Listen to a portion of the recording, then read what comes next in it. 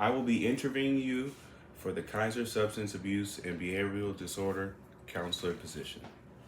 Tell me about a time you had to meet multiple deadlines, but a client or team member had an urgent emergency. How did you manage to meet all the deadlines as well as being there for your client or team member?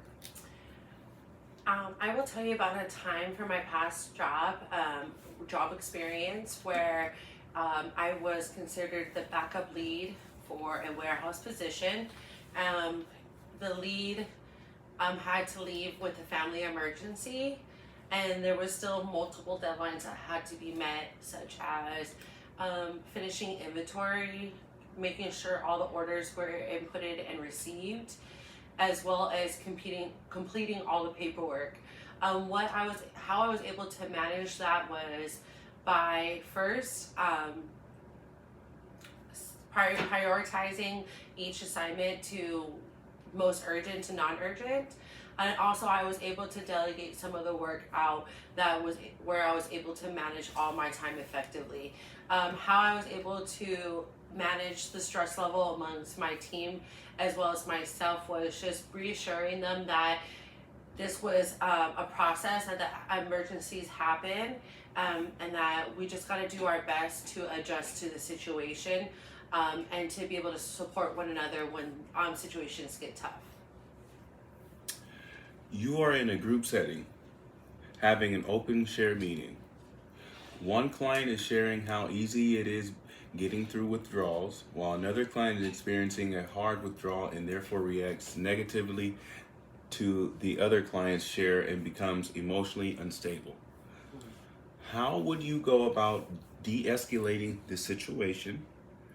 How would you manage the other client's feelings in the group after the altercation? So I have never been able to manage or lead a group meeting, but I have participated in a group meeting where there was a situation where someone's feelings weren't being seen or heard, and it escalated to emotions and people were raising their voice. The way I've seen it be handled, and how I would handle it moving forward, is separating the group, separating the two individuals, allowing them to have space and time to just pause in their feelings, to reevaluate how they're feeling, and to be able to come back and to express themselves openly and freely without any judgment or distractions. I think it's very important for each individual in a group setting, especially when talking about substance abuse and feelings, that it's important that each person feels seen and heard. Therefore, I would make sure to do my best to go around the room to get a reevaluation to where they're at in the moment, and make sure that they are able to express to me a feeling word, such as happy, frustrated, sad, lonely, rather than just the words okay or I'm all right, because those words aren't feeling words, and it doesn't give me a good place to be able to evaluate where the student or the client is at. Do you believe the standard approach or traditional method works for everyone? Why or why not? No, I don't think that the standard approach works for everyone. I know that personally because I am an alcoholic addict. Therefore, I have a lot of experience being inside traditional a Alcoholic anonymous rooms, and I've also had experiences of being in non-traditional anonymous rooms, whether that's alcohol, cocaine, or any other anonymous room. And I feel that some of those rooms, some of the traditional rooms or the traditional routes, do work for some people. However, I don't believe it works for everyone. And to be a good substance and behavioral abuse disorder counselor, you have to be able to know or to recognize what path is the right one for your client in that moment. I know for me personally, it was the non-traditional route. I found a home inside the Cocaine Anonymous rooms because they are inclusive to everybody. There is no judgment, and the room is just filled with love and care, and it made me feel heard and seen.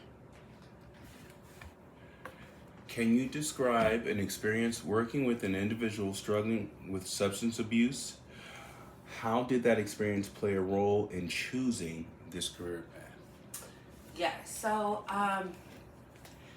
from a young age, I've had a lot of experience with family members dealing with drugs and alcohol, whether they recognize it as abuse or not. I've had a lot of experience in that. I didn't know that I wanted to be an alcohol and drug abuse behavioral disorder counselor until I went through the program myself. It was the first time that I was able to recognize feelings for what they were, how to manage the feelings in a safe and healthy way, and the first time I was able to really connect with other individuals on an honest and deep, vulnerable level. I'm sorry, can you repeat the rest of the question? Can you describe an experience working with an individual struggling with substance abuse? How did that experience play a role in choosing the career path? And I believe that this played a role, my experience in recovery or even dealing with loved ones or myself in addiction has played a major role in wanting to choose this path. But I also believe it was because of my sober hiking group.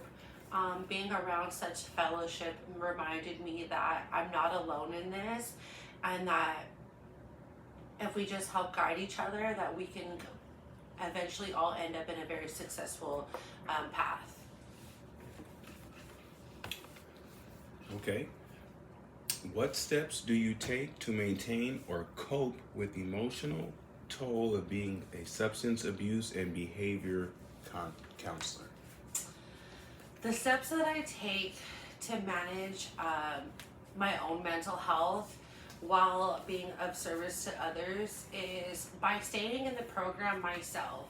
I have to be willing and able to open my mind, my heart, and to all new experiences, whether I worked the steps or I haven't worked the steps, or whether I've already worked them once or I've worked them twice. I still have to be willing and open to accepting any new information that comes my way, because accepting any new information that comes my way will help me lead the next alcoholic or addict on the right or correct path as well.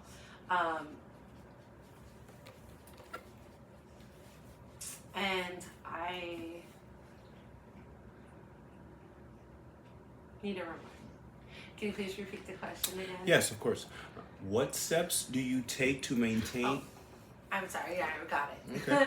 But the steps that I also take, not only by working my own program, but it's by making sure that I'm physically sound as well. I participate in a sober hiking group, like I've mentioned, where I go out and once a week, and I go on a different hike and I push my body and my mind to new limits. I think also prayer, meditation is a big part of my recovery, as well as my handling my day-to-day stressors.